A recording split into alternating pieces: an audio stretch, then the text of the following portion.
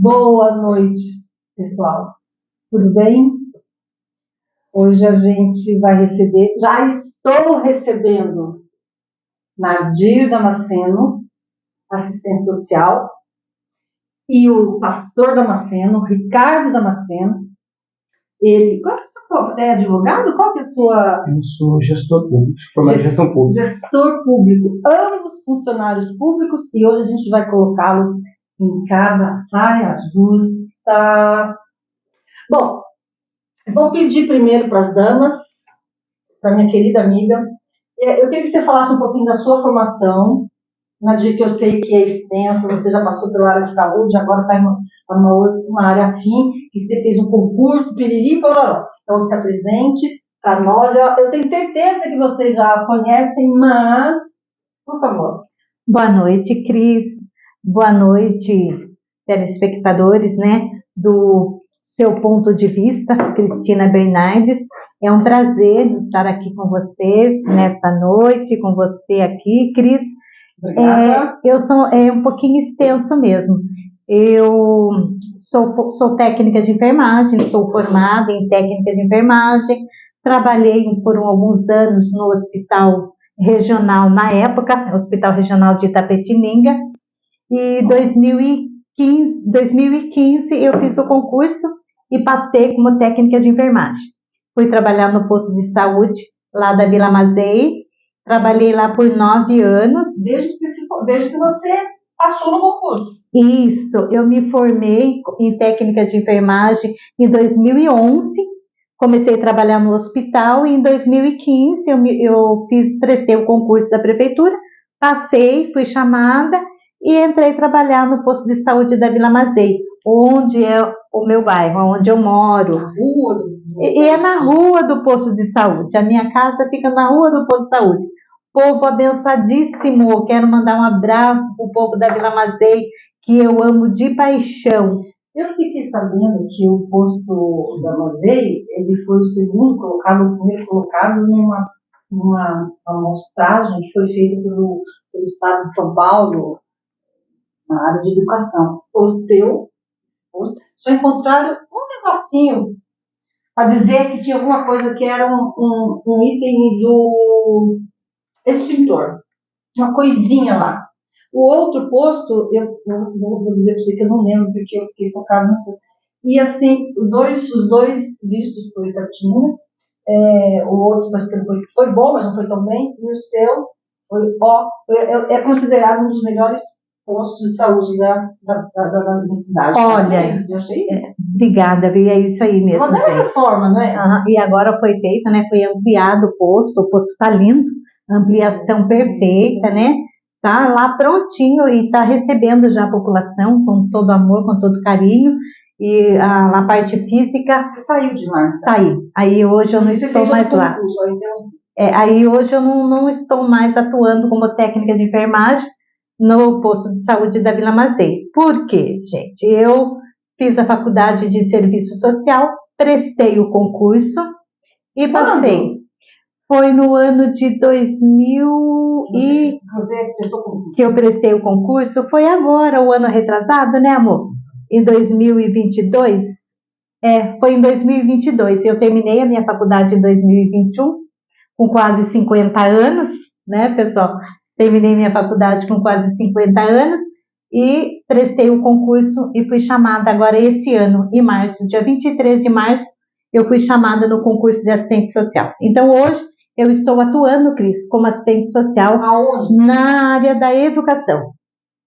Isso tem a ver com inclusão que você falou? E... Eu fico focando na saúde, então, qual? Você está em alguma escola ou você está na secretaria? Não, eu estou no departamento que se chama DEISA, né?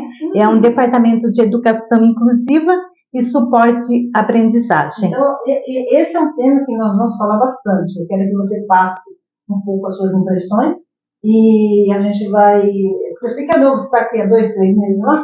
Não, eu entrei lá em março. Já está fazendo, acho que uns 6, 7 meses. Já dá para... uns 6, 7 meses. Estou aprendendo ainda, né? Para mim é tudo novo. E você, pastor? Cris, boa noite. Boa noite. Eu sinto-me lisonjeado de mais uma vez poder estar aqui. Mais uma vez. Juntamente com você para esse bate-papo muito bacana. Uma boa noite a todos aqueles que estão nos assistindo e eu tenho certeza que teremos muito conteúdo. Com certeza, acho que já deu para o pessoal perceber um pouco que os assuntos serão diversos, entretanto vai com certeza rechear aí a sua mente, vai ser uma coisa muito bacana. Bom, para quem não me conhece ainda, Cris, eu sou Ricardo Gabriel Damasceno, por bondade de Deus, sou pastor e a maioria das pessoas pelo nosso trabalho nos chamam de pastor Damasceno. O Damasceno, ele ficou, as pessoas por diversas situações, trabalho, outras pessoas com nome muito comum como Ricardo, e acabaram ficando pelo sobrenome, Damasceno. Você sabe por que eu conheci como pastor Damasceno, né? Mas o que me levou a aceitar seu nome e achar natural é o pastor, ao respeito do pré-nome, né? Do pastor. Então, eu imaginava que fosse sobrenome o Damasceno, né? Mas pastor Damasceno, então o pastor virou o primeiro nome dele, né? Sim. A gente ficou mais conhecido. Hoje, para eu chamá-lo de Ricardo, é complicado. Então, é pastor, acaba me acostumei, né? E as pessoas se acostumaram. Sim. A maioria das pessoas, quando eu não conheço diretamente, elas vão conversar comigo, ô pastor, tudo bem? Às vezes não sabe nem o meu nome de fato.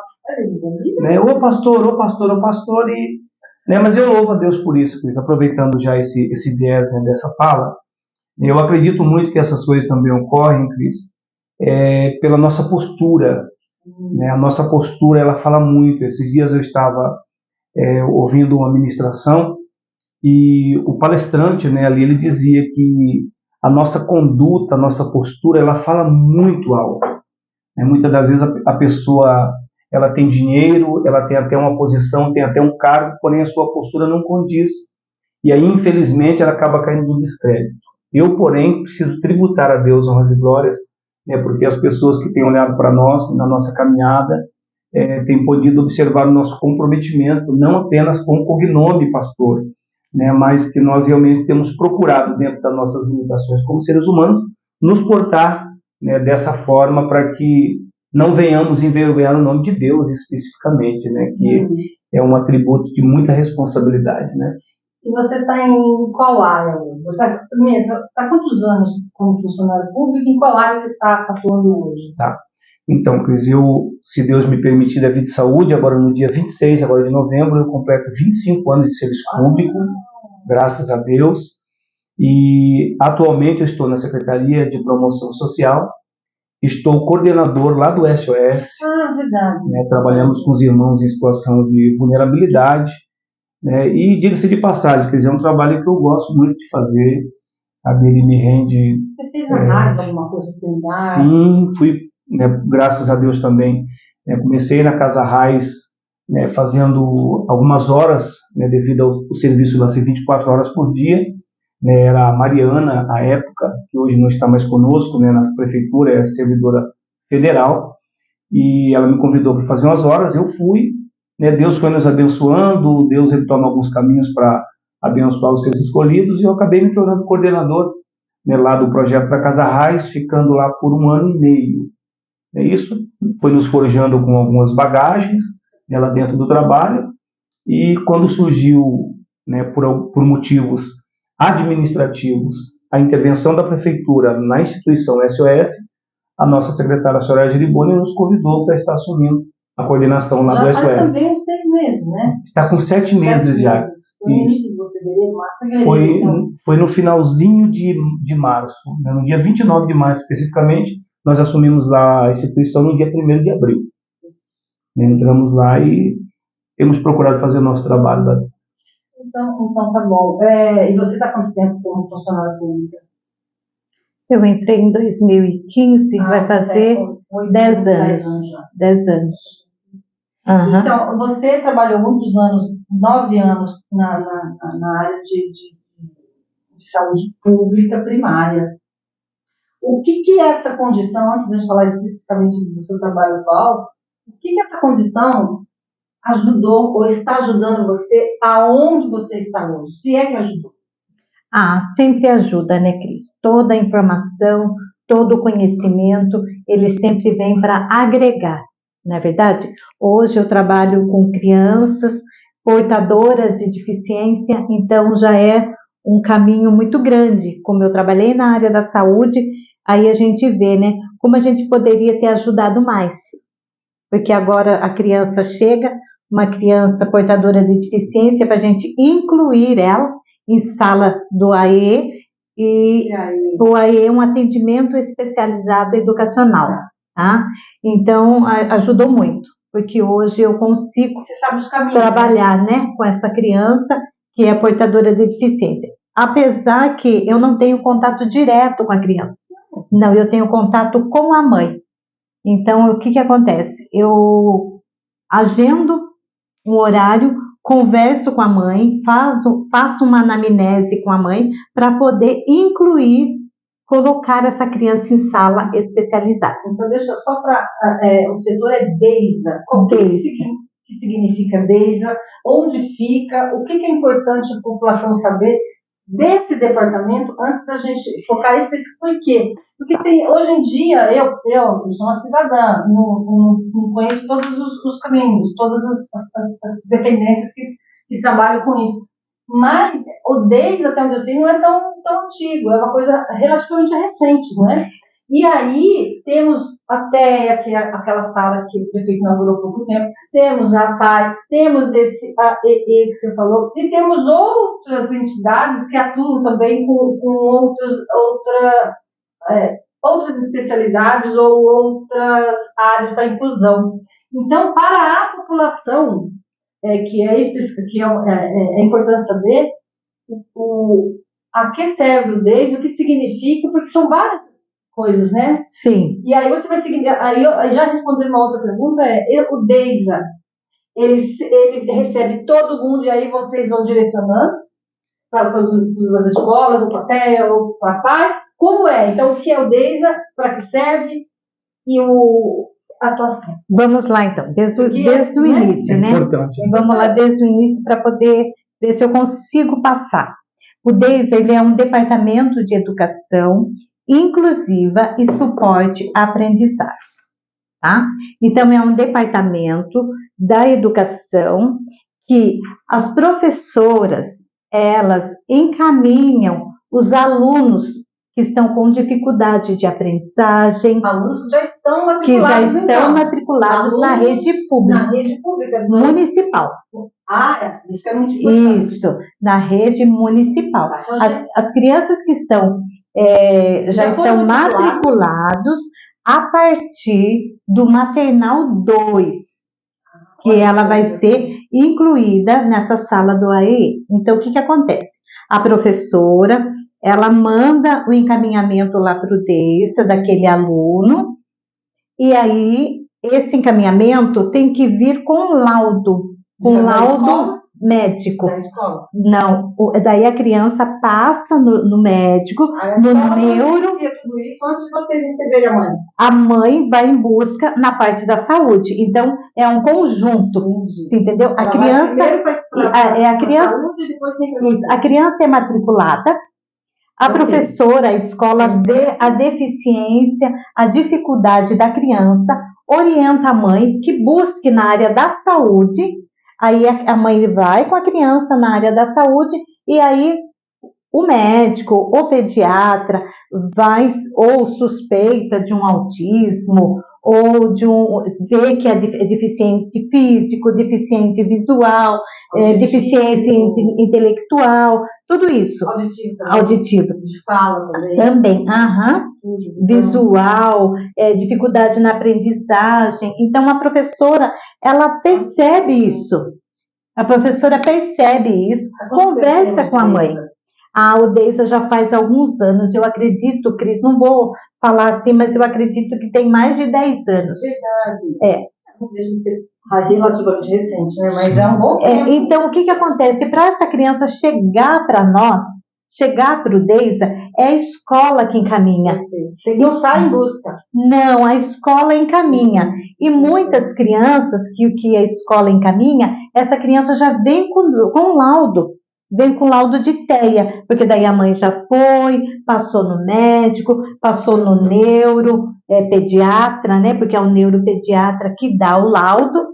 Passa também com a neuropsicóloga, uma avaliação com a neuropsicóloga, e ela é dado como autista. Aí vem para a gente e a gente vai incluir essa criança na sala do AEE. O que é isso daí, Cris? Então ela sai da escola. Ela não sai da escola, ela continua na escola regular e é um contraturno. Por isso que fala que ela é um suporte, é um apoio. Exatamente.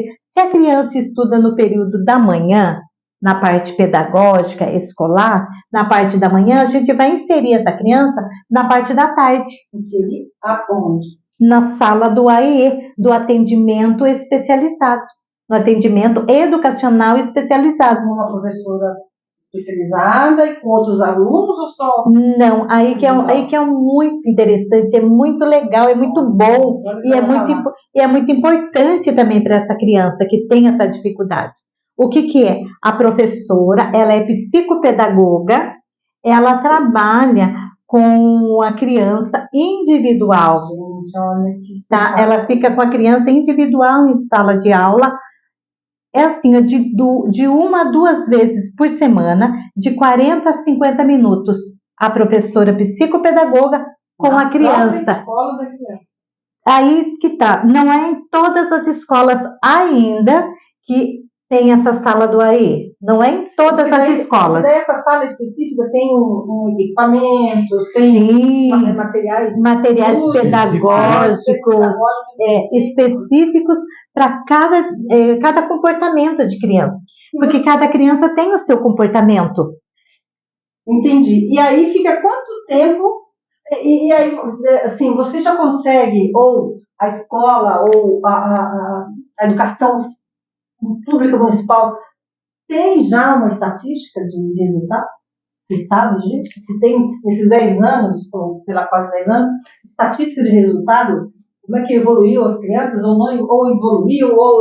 avanços positivos, muito positivos.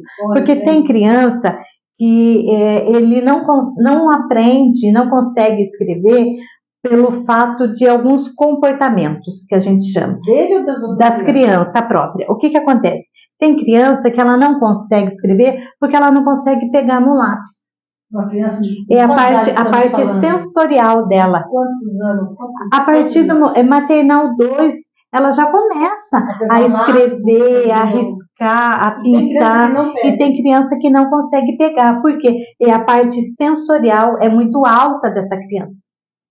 Ela não consegue segurar no lápis, ela não consegue que alguém encoste nela, ela não gosta que abrace. Não é que ela não goste, é o comportamento dela. Isso incomoda. Isso, né? incomoda. Mas ela, ela até pode não gostar, mas é porque essa alta sensorialização deve incomodar, né? É a parte sensorial. E tem outras crianças que não têm contato visual, tem outras crianças... Mas isso não é necessariamente autismo, né?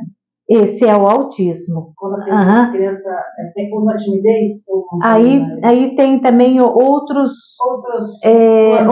funções, outras coisas assim. Mas o autismo mesmo, que a gente trabalha muito, na verdade, hoje cresceu muito essa parte de crianças com TEA. E você, como assistente social, você não envolve a criança diretamente. Você avalia o quê? Condição familiar? O que é importante? Qual é a função da assistência social, já que é uma criança que já veio com estrutura, já veio da escola, já tem uma certa, não digo acompanhamento, mas já tem uma certa condição. Aonde entra o seu papel? O meu papel é receber, acolher a mãe, tá? Fazer uma anamnese com essa mãe e explicar para ela o que é o atendimento educacional especializado, orientar ela que a criança dela, além de ter um laudo de alguma deficiência, ou seja TEA, ou seja deficiência intelectual, visual, enfim, qual deficiência que for, eu acolher essa mãe, explicar para ela que nós vamos inserir essa criança e ela vai ter o apoio, porque a mãe fica muito triste e diz assim: nossa, Nadir, o meu filho não consegue ler ainda, o meu filho não sabe escrever, sabe? O meu filho, ele não consegue se virar sozinho, vamos dizer assim, não consegue se socializar. Então, o que acontece? Esse apoio é muito importante, porque vai trabalhar com o comportamento individual daquela criança. Isso vai durar até ele sair da creche? Até ele sair do ensino, né, municipal, e ele vai para o Estado, e o Estado abraça ele também. Então, por exemplo, eu fiz trabalho voluntário numa escola estadual, e lá eles têm essa sala especial, tudo bonitinho. Sim. Ainda não é o seu, né? Por isso eu volto a trabalhar lá. Mas já tem essa condição. Eu não sei se eles trabalham, já vi com 2 ou 3 alunos, mas acho que dependendo é sozinho também, individual. Então ele já sai do municipal e já vai para o Estado. Sem ser abandonado. Sem ser abandonado, ele não é abandonado. Agora, deixa eu perguntar para você, assim, para inserir um pouco nessa conversa dela. Porque está tudo muito ligado, né? Eu não sei se você, como coordenador lá atrás, na RAIS, e agora no SOS, se você percebe algum tipo de condição nesse aspecto de seus moradores de rua, a gente não vai se aprofundar, eu só quero que você fale desse aspecto de deficiência. Se vocês, quando percebe que a pessoa tem uma deficiência oriunda, seja lá do que for, é complicado você pegar e colocar dentro do ônibus, né? E mandar embora. Sim. Como é que a cidade abraça? Eu acho que é importante a gente saber, porque ele está falando, a gente critica muito, né? Porque ninguém faz nada. É uma coisa que nem é tão explícita, tão divulgada, e de repente está aí, uma excelência, né? E como é que vocês fazem, vocês lá do SOS? Cris, nós tivemos, durante esse período que nós estamos lá, um caso específico, que eu comentei com a Nadir assim que eu cheguei em casa. A pessoa havia passado, esse era um migrante, ele passou pelo serviço e ele já veio com autorização de embarque. Só que quando chegou no período da tarde, que ele já ia embarcar, eles têm estereotipos, né? Essa é a nomenclatura? Estereotipias. Isso. Eu comecei a observá-lo e, na minha percepção, a minha visão, ele tinha alguns traços de autismo. Eu fui para conversar com ele, mas ele já estava no período de embarcar. Então, assim, lá especificamente no SOS, durante esse período, na questão do TEA, nós tivemos um caso específico. Tá? Então, ele embarcou tranquilo, e é claro que nós fazemos um monitoramento, né? As assistentes sociais especificamente fazem um monitoramento, ele saiu daqui e foi para qual cidade. Nós temos como fazer esse acompanhamento, de forma rasa, claro, né? Às vezes eles, chegando lá, eles se perdem também. Mas não apenas no caso do TEA, mas, por exemplo, nós temos uma assistida que nós fazemos um acompanhamento até hoje. Ela é surda e nós já detectamos logo de pronto, né? Eu não sei se eu mencionei quando estive aqui, até como é uma parte de inclusão que nós estamos falando, nós detectamos a questão da inclusão. E o que nós fizemos aí, Cris? Para garantir realmente a questão da inclusão, eu fui para o Instituto Federal para fazer um curso de Libras, para que eu pudesse, então, realmente ofertar a ela a questão da inclusão. Né? E até hoje, nós fazemos um acompanhamento com ela. E ela está onde? Na rua? Hoje ela tem uma casa, ela recebe aqui em Itapetininga, ela tem um auxílio que ela recebe e ela tem a casa dela, mobiliadinha, bonitinha, graças ao bom Deus. Auxílio municipal ou federal? Ela tem um auxílio municipal, um auxílio moradia que ela recebe por um período, né? Salvo engano, são 12 meses que o município estará auxiliando ela nesse sentido. E ela conseguiu agora, que vai reaver a questão de uma pensão por morte do pai, né? Para que ela possa... Não tem encaminhamento a trabalho, alguma coisa assim? Porque é complicado, a pessoa fica 12 meses e daí acaba que não dá pra, às vezes não dá para renovar mesmo, né? Não tem uma preparação ou uma possibilidade de dar um tipo de trabalho para essas pessoas continuarem tendo a sua condição financeira, né? Diga. Eu vou abrir aspas aqui, Cris, e fazer aqui uma observação que eu julgo muito importante para o nosso bate-papo, que é assim, o projeto da Casa Raiz, a meu ver, foi um projeto muito importante, porque às vezes as pessoas traziam críticas, Cris, assim, sem ter um conhecimento de profundidade realmente. Muitos até erroneamente falavam Casa Raiz, era Casa Raiz. Vamos pensar assim, raiz, dentro da nossa língua portuguesa, é com Z, raiz. E acento também. Sim, o raiz não. Por quê? Porque era referência, apoio e inclusão social. Nossa. Olha, tá vendo? As pessoas, às vezes... Você sabe o que o pessoal falava? Posso falar da minha ignorância também. Imagina. A gente achava, não só eu, gente, que quem falava raiz estava errado. E aí a gente falava, mas o que será o Z? Sim. Mas era Casa Raiz.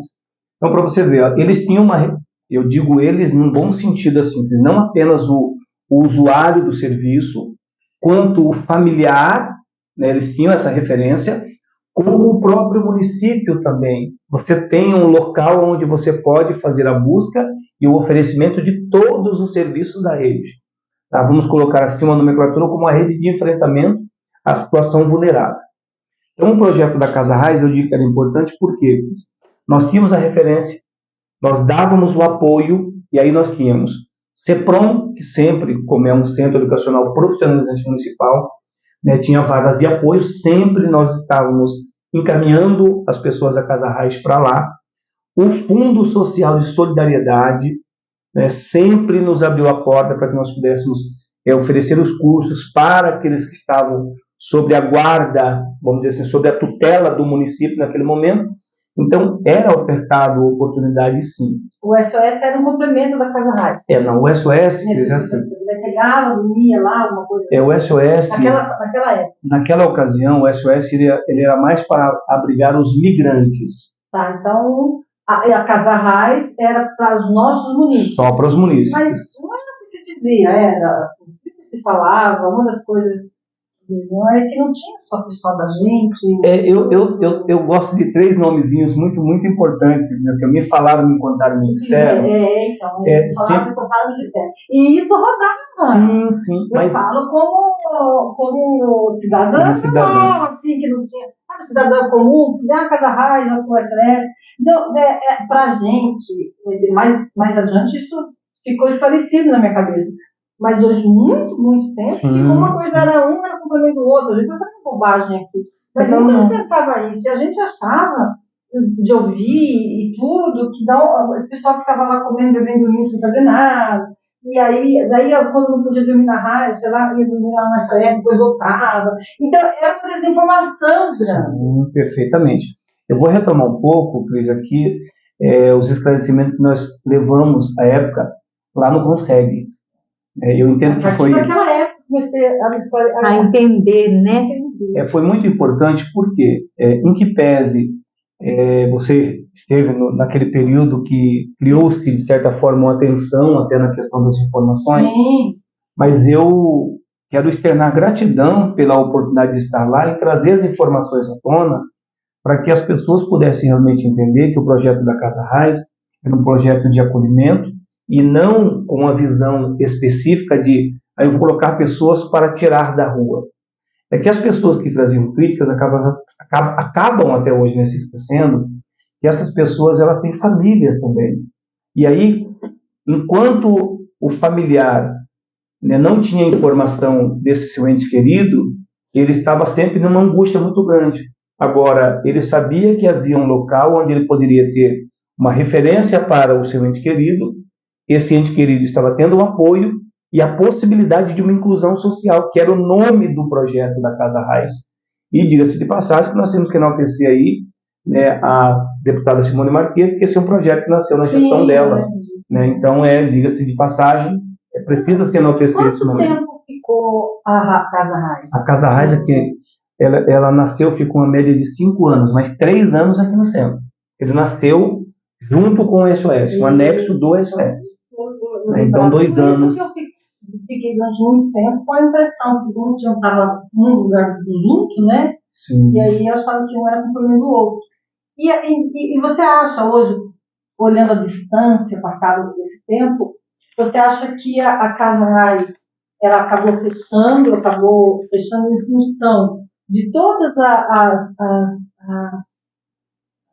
pequenas violências que os moradores da região falavam, comentavam, principalmente pessoas de idade, idosos que moram por ali e tal, e também, e isso eu tenho que dar uma certa voz aqui, não posso dizer que não, mas muitos ficavam lá o dia inteiro pedindo panelinha para cuidar de coisas. Isso era ruim, a gente se sentia meio quadro, e eram realmente pessoas que...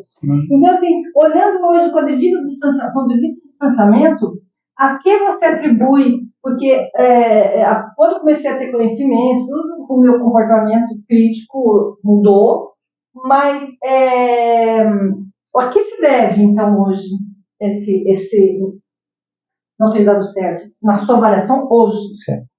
Eu vou pegar aqui o nome do seu programa, né? Eu vou dar o meu ponto de vista agora, que é assim.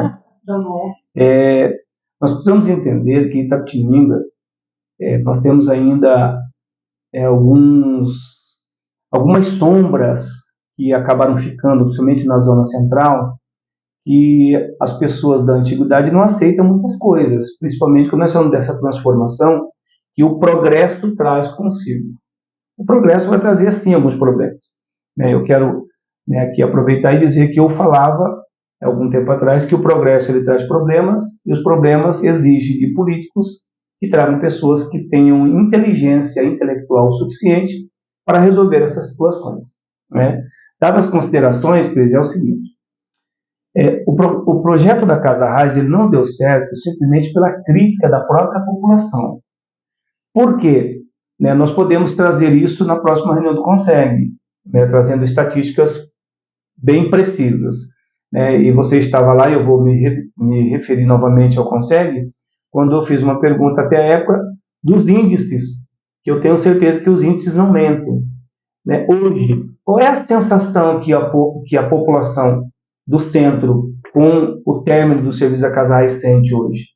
Eu recebo reclamações diárias, Cris, sobre isso. Eu sei, mas só para dar uma adendo. Hoje, as reclamações, elas são um pouco diferentes. Hoje o que a gente fala e a gente consegue perceber é que, naquela época, eles ficavam muito lá. Tinha muita questão da Santo Antônio também, que era muito criticada, se você lembrar, que tinha muito a ver com as pessoas lá da Santo Antônio. É um negócio complicado. As pessoas lá que almoçavam, jantavam, tomavam café, iam dormir lá na Casa Raiz. Um monte de desinformação, mas eram pessoas que, naquele período lá, eu não lembro de eu mesmo ter criticado, por exemplo, que aqui tinha Noia, por exemplo, no bairro. Sempre foi um bairro muito assim, apesar de ser do centro, não tinha esses problemas. Agora, por exemplo, é só o que se fala. Quando a gente fala de Noia, a gente não está falando mais de SOS, a gente não está falando mais de Santo Antônio, a gente não está falando, as pessoas só reclamam do bandidinho que está solto. A minha rua foi assaltada 3, 4, foi invadida em 2 semanas, 3 vezes. Então, hoje em dia, o que as pessoas falam é da violência mesmo. Sim. Não do panelinha, até do não escuto mais ninguém falando de SOS. É mais... Sendo bem pontual, né? A questão do indivíduo. Do indivíduo. O que se reclama realmente é dos nomes, dos pedintes, o dia inteiro na porta da casa, a gente não atende. Sim. Porque é difícil. Então, a violência e as usos de drogas, eles fazem qualquer coisa. E naquela época, eu me lembro bem, o que a gente reclamava era dos flanelinhas, daquelas pequenas violências com os moradores ali, e aí eles diziam que, enfim, também aí entrou o padre Reinaldo, que era muito favorável à Casa de Santo Antônio, lembra? Aí houve lá, o pessoal do centro chegou até a fazer vacinado, e o padre Reinaldo foi enfático, vou continuar. Então, eu sinto que hoje, pelo que eu não tenho visto ninguém falar assim, é tudo gente lá do SOS. É tudo gente do Santo Antônio. Não, o que é gente do Santo Antônio é gente realmente que tem até aqui um morador na minha rua, no jardim ali. Ele veio de manhã depois que toma café, lá no Santo Antônio. Aí quando é 11h30, ele estava dormindo. Aí um dia ele estava lá e ele falou assim, acordou. Aí ele falou assim, que horas são? Aí eu falei, né, eu medi 10 de 15. Eu perdi o almoço. Olha! Ela faz esses dias ele mesmo perguntou aqui, me bateu aqui. Ele falou assim, tocou a campainha. Calma. O cara falou, 11h30. Então, tá bom, vai dar. Ainda não perdeu o horário do almoço. Então, ele não faz mal para ninguém, né? Uma pessoa chega, né? Então, enfim, é diferente, mas é só para dar um parênteses para você que mudou um pouco nesses 2, 3 anos. Desses 2, 3 anos para cá. Sim. E nesse período específico, a coisa deu uma degringolada. Então, o que nós temos que pensar, vendo por esse prisma? É muito prático quando o poder público está envolvido, as pessoas fazendo críticas dizendo que o poder público não fez, ou deixou de fazer, ou está fazendo em exagero. Mas para você ver como é que a coisa vai um pouco além, aí nós estamos falando agora na questão de sociedade. Nós sabemos e sempre apregoamos isso com independente de credo religioso, que a família é a base da sociedade. Eu gosto muito das palestras e da fala do Dr. Augusto Cury, porque ele vai fazer uma menção que, a meu ver, eu aplico muito isso, e está aqui a Nadir também, que é minha esposa, sabe disso, é a questão de nós nos prepararmos para nós acolhermos especificamente a nossa família. Por quê? Como nós temos essa convicção, como Estado Democrático de Direito no Brasil, que a família é a base da sociedade, eu preciso me despertar como cidadão para cuidar desta minha base. E aí nós vemos hoje famílias desestruturadas, e no outro momento o reflexo é esse que você mencionou, né? Um reflexo de insegurança. Muitas das vezes, esse indivíduo ele não vem com requinte de crueldade. Não. É porque ele foi forjado, infelizmente, devido ao uso de drogas, seja ela qual for. E eu quero aqui fazer uma observação muito importante, que às vezes pergunta para algumas pessoas, você usava? Eu falo, não, eu só bebo. Ele está utilizando a pior droga, segundo os especialistas. É uma droga consentida. E é a porta de entrada para as demais. Então, assim, quando nós falamos nessa questão da sociedade, que é uma base para tudo, né? Principalmente a questão da família, que é a base dessa sociedade, nós precisamos dar continuidade, não vou dizer começar, porque nós já fazemos isso, né, do fortalecimento de vínculos familiares. E eu digo às pessoas que uma das coisas para se trabalhar com famílias é a paciência, é a questão de ouvir, é a questão de ver as pessoas dizer, mas fulano fez tal coisa para a sua família, e você ter a tranquilidade para ouvi-lo e ter...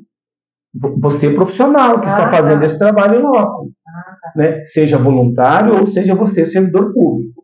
Porque eu tenho uma crítica específica para as pessoas que, seja ela servidor público ou voluntário, que não tem o feeling e quer fazer o trabalho e faz mal feito. Sim. Aí você não ajuda, você atrapalha. Né? Então, Cris, o que nós precisamos pensar? Né? Trazendo para um lado religioso, nós temos centenas de igrejas em Itapetininga, e eu sempre digo às pessoas que nós temos que romper, né, a barreira da vaidade, porque na minha igreja, porque na minha instituição, e aí eu acabo não fazendo nada. A vaidade ela vai sempre se sobressair e você vê pessoas não fazendo nada. Vou dar um exemplo. Vamos voltar à Casa Raiz e vir para o SOS. Do período em que eu fiquei no SOS, na Casa Raiz, né, eu não vi uma igreja se apresentando assim, vamos lá que eu quero te ajudar. Só para fazer uma observação, como você mencionou, na Casa Raiz, toda segunda-feira, eu fazia roda de conversa com eles. Toda segunda-feira, 19h30, você podia chegar lá, que você ia ver todos nós reunidos com rodas de conversas temáticas, né? Como, por exemplo, expectativa de futuro. Então, nós nos aprofundávamos para ouvi-los no sentido de, olha, o seu presente é reflexo do seu passado. Entretanto, o seu futuro, você pode estar trabalhando e desenhando. Qual é a expectativa para o amanhã? Com independência da circunstância de hoje, para nós trabalharmos isso e moldar o seu futuro a partir de agora. Né? Ninguém aparecia, Cris. Toda sexta-feira nós tínhamos culto. Ninguém quem? Ninguém de igreja nenhuma. Estou dizendo para você assim, ninguém. Mas você convidava? Claro. Primeiro que o pessoal tem que entender, a Casa Raiz é um órgão público. Sim. Órgão público é aberto a todos. Sim. Mas você não via pessoas se oferecendo. Chamava essas pessoas para conversar com os moradores. Sim, nos apresenta aqui, ó. Você pode vir aqui, viu? Posso fazer uma visita? Eu tenho uma pessoa que eu conheço que eu queria sentar um dia para conversar. Você fazendo para um, o outro chegaria para te ouvir. Não, mas críticas nós recebíamos muitas. Sim. Tá? Sim. Nas sextas-feiras nós fazíamos culto com eles. Eu sou pastor. Eu sou um pastor assembleiano. Então eu fazia no quê? Eu sou um pastor assembleiano. Assembleiano. Então, o que eu fazia? Nos moldes em que eu tenho conhecimento. Fui criticado, não vou aqui me aprofundar, fui criticado por fazer culto na casa. Uma pessoa dizia que o Estado era laico. É que, infelizmente, a pessoa acabou não lendo o que é Estado laico. O Estado é, mas o ser humano não é, né? Então, para você ver, eu fiquei até assustado. Falei, bom, se não falou para mim, me vendo, é porque me respeita. Então, isso para mim estava ótimo. Então, nós precisamos rever alguns conceitos. Né, na questão de sociedade. Agora, quero saber sua opinião, antes da gente entrar, abordar nos dois lados da questão de falar um pouco da política depois. Como é que você vê agora, estando nessa sua função, ouvindo essas coisas que ele passa? Dá para entrelaçar um pouco? Sim, uma coisa sempre está ligada à outra, né? A necessidade, o apoio, você está abraçando a causa verdadeiramente. Como é que se abraça uma causa tão difícil como essa? Primeiro você. Olha, Cris, tem que ter muito amor. E você? Não, eu só posso reforçar a fala. Tem que ter muito amor para você abraçar uma causa assim que muitos não vê solução. Eu acho que tem um pouco, eu não sei se tem a ver agora, falar com as duas partes. A família é a razão de tudo, né? O início de tudo. O meu trabalho voluntário lá na Alceu Gomes, foram 2 anos, ele envolvia o trabalho com adolescente. Era da escola da Alceu, ali próximo do SESI. Uhum. É uma população diferente também, as pessoas estão de baixa renda. E aí eu percebi, durante esses 2 anos, que eu levei mais de 1 ano para conquistar a confiança. Então, é difícil você chegar. Eles colocam, não sei se é próprio do adolescente, talvez seja, ou da condição, ou tudo junto misturado. Eles testam os adolescentes, né? Eles ficam assim, então foram mais de 1 ano. No segundo ano que eu comecei a tê-los, a conquistá-los, né? Conquistá-los, porque eu ficava pensando, não tem resultado nenhum. Às vezes eu ia na direção e falava, não, o que eu estou fazendo aqui? Não tem conseguindo nada. Elas querem saber quando. Se a doninha vem mesmo na terça-feira. Era 1h30 só. Sim. Então, a minha função era trabalhar a autoestima, e a partir daí, e essas meninas, algumas me seguem no Instagram, e é uma responsabilidade. Uhum. Então, é assim, mas demora, né? Para ganhar a confiança. Que precisa de amor mesmo. E é um trabalho que eu achava que eu nunca fosse aderir, mas eu tenho vontade de voltar, porque a gente se envolve de um jeito tão grande. Então é amor. Eu que amor. digo, Cris. Demora. É uma persistência, mas né? Você não pode desistir. Mas aí é que tá. Eu acho que falta informação, o pastor. Eu acho que falta levar a população para isso, para essas coisas, porque senão a gente fica no curso. Senão a gente fica pegando, quando a gente fala a gente, nós cidadãos. Uhum. Porque tem a vez, tem aquilo, piloto. E a divulgação, eu percebo, a divulgação pública, de um modo geral, ela é muito focada em períodos. Uhum.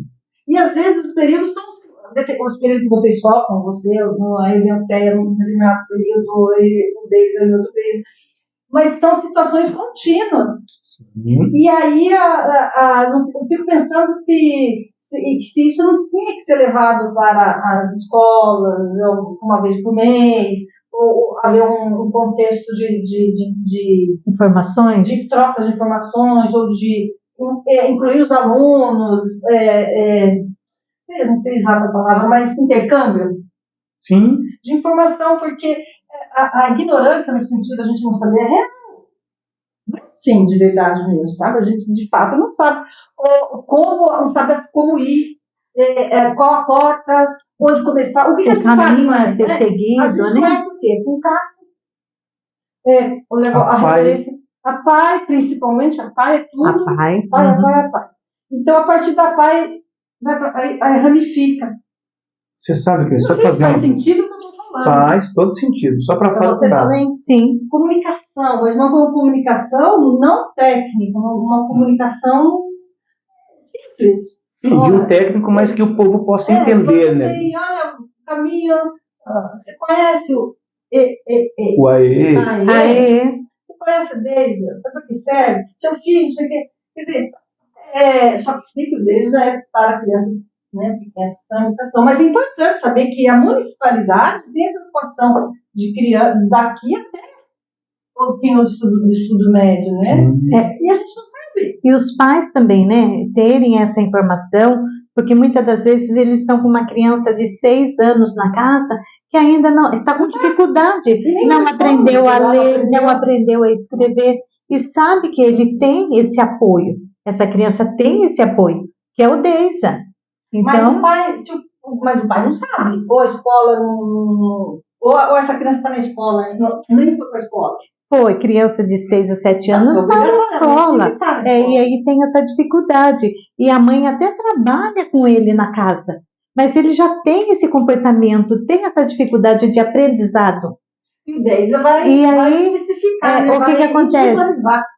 Aí tem o Deisa para receber essa criança, para apoiar, para incluir ele no ensino especializado. Posso só fazer uma observação? Pode. Que, não sei se chama de amor de Nadia, que é a esposa e ao mesmo tempo está aqui, né? Não, é pelo fato, né? Não, é melhor chamar de amor. Olha aí, mas vamos pensar assim. Eu quero só retroagir um pouco antes de nós chegarmos nesse ponto, assim, isso também, que eu entendo que é importante para o momento. Nós precisamos também que os pais, eles tenham essa mente bem aberta, para que ele possa não ter, que de repente, quando nós falamos de incluir, eu preciso começar a questão da inclusão em casa. E às vezes o pai ele tem esse ressentimento, como a Nadir mencionou, mas o meu filho não aprende, e às vezes aquelas falas pejorativas que o próprio coleguinha, ou irmãozinho, ou primo utiliza, né? O fulano é burro, o fulano não consegue fazer. E isso também cria na mente dos pais, muitas das vezes, ou do próprio cuidador, né? Que às vezes nem sempre é o pai ou a mãe especificamente, os avós ou o tio, e aí ele cria esse preconceito de não mandar pela dificuldade ou medo de ser discriminado na escola.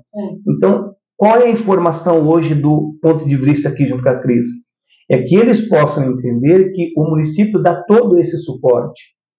Para que, se porventura a criança tem essa dificuldade, existem departamentos específicos que vão auxiliar não só a criança, mas também o seu familiar, que é o que o Deisa faz, acolher os pais, o responsável por essa criança, e passar a orientação. A partir de agora, seu filho, seu neto, ele vai ser tratado dessa forma, e nós faremos o acompanhamento. O pai pode, mas o pai, por exemplo, pode levar a criança no Deisa antes de ir para a escola? Não, a escola que encaminha. Então, mas é isso que eu falo, assim, mas às vezes lá na casa, o pai tem essa dificuldade dessa assimilação. Ou ele tem um medo do preconceito. Já estamos na escola. Até porque o priminho verbalizou isso. Né? E como a nossa mente, né, os especialistas deixam claro, né, que cria aqueles caminhos neurais, aí eu mando na escola e vai acontecer o quê? Aí ele chegou na escola, tá belezinha, mas o pai percebe que o filho está com dificuldade. Aí como você falou, mas o que eu faço agora? Procura a própria escola e pergunta, viu, como é que está? Isso que é importante a participação dos pais nas reuniões. Isso é muito importante. né? Exatamente. Tudo isso auxilia demais. Essa parceria dos pais com a escola. Cada vez mais a participação dos pais nas reuniões. Cris, posso? Só uma observação rápida. Pode, é importante. Nós acabamos de falar na questão do fortalecimento de vínculo. Sim. Né? Claro que é perceptível que todo pai precisa trabalhar. Nós vivemos num país capitalista, né? Eu preciso ganhar para eu poder fazer investimento ou coisa do tipo. Só que eu disse, e vou reprisar aqui, Cris, o maior investimento que o ser humano pode fazer é o investimento em ser humano. Eu preciso investir especificamente na minha família. Por que eu vejo? Por que nós vemos hoje, Cris, famílias desestruturadas? Porque não tira esse tempinho. Sim. Sabe aquela fala antiga, é melhor prevenir do que remediar? Sim. Ela faz muito valer o que nós estamos falando. Sim, mas não, concordo totalmente, mas a gente vê o quê? A dificuldade é tanta que o Estado de São Paulo proibiu celulares nas escolas, pelo menos nas escolas estaduais. Eu não sei se só abrange os municipais também. Acho que só estadual. Acho que só estadual, por hora. Acho que só estadual. Só estadual. Então, por quê? Porque isso eu sei, gente, porque eu ficava uma hora e meia lá, eu tinha que falar, pelo amor de Deus, vocês não vão parar com o celular, vamos parar com o celular. E à medida que nós fomos tendo mais intimidade comigo, era mais complicado. Então, gente, ou vocês param e vão embora. Você tem que ter um pouco de autoridade e fazer. Mas assim, e à medida que o tempo foi passando, eu falava, não põe esse tipo de música pra mim. Mas, dona, essa música. Não, você tem que, eu gostaria de apresentar esse tipo de música também, você tem que ouvir. Não. Mas aí eu fui conhecendo o universo, é o que elas têm.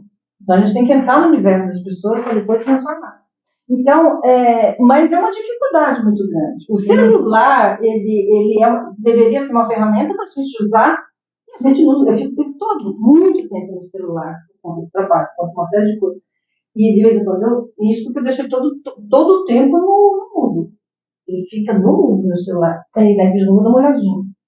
Mas, se a gente tiver tempo disponível, eu tenho inteiro no celular. Sim. Na verdade, nós precisamos.